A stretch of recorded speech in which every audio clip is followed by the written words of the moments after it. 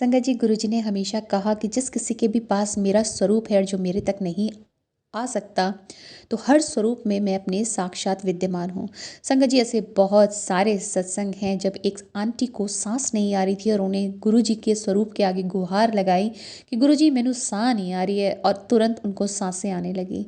संगत जी, एक और जगह एक आंटी नारियल खा रही थी। अचानक उनके विंड पाइप में नारियल का टुकड़ा अड़ जाता है और उन्हें सांस आनी बंद हो जाती है। स्वरूप सामने होता है, गुहार लगाती हैं और अचानक से खांसी उठती है, नारियल का पीस बाहर आ जाता है। मैं दूर क्यों जाऊं, मैं अपना बताती हूँ।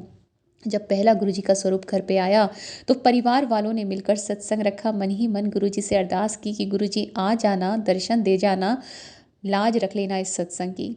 छोटा सा सत्संग हमने घर पे किया था संगत जी, और जैसे ही तिलक मैंने लगाया चंदन का, गुरुजी महाराज को शपथ चल रहे थे उस टाइम पर, और विद इन सेकेंड्स उस तिलक के ऊपर संगत जी बहुत क्लियर ओम बन जाता है, जैसे कि किसी ने पेन से बना दिया हो।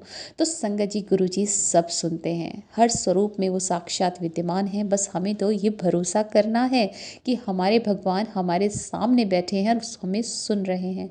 संगत जी, एक बार ना दो दोस्त थे, एक ठाकुर जी को माना करता तो एक महादेव की पूजा किया करता।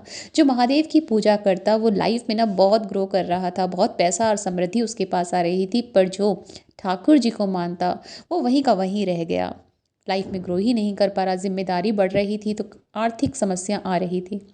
एक बार ये दोनों दोस्त आपस में मिलते हैं, तो जो महादेव को मानता है वो कहता है तू अपनी आराध्य चेंज कर ले। ये रात भर सोचता है कि ठीक है यार, मैं अब महादेव की पूजा करता हूँ। लड्डू गोपाल को उठाता है, कृष्ण भगवान को, और अलमारी में कबर्ड में रख देता है।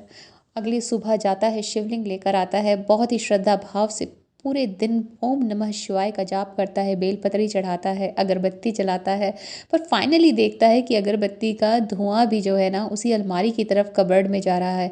इसे बड़ा गुस्सा आता है कि ये ठाकुर जी ना सारी सुगंध भी खुद ही ले रहे हैं, मुझे तो ये सुगंध भी नहीं लेने दे रहे हैं, अभी देखता हूँ मैं। और जैसे ही अलमारी खोलता है ना, ठाकुर जी साक्षात प्रकट हो जाते हैं।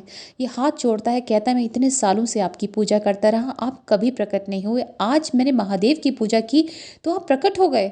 इस पर ठाकुर जी मुस्कुराते हैं, कहते हैं तुम किसकी की भी पूजा करो, मुझे फ़र्क नहीं पड़ता, मैं तो आज इसलिए प्रकट हुआ हूँ कि आज पहली बार तुमने मुझे मूर्ति में महसूस किया है कि सुगंधी मैं ले रहा हूँ।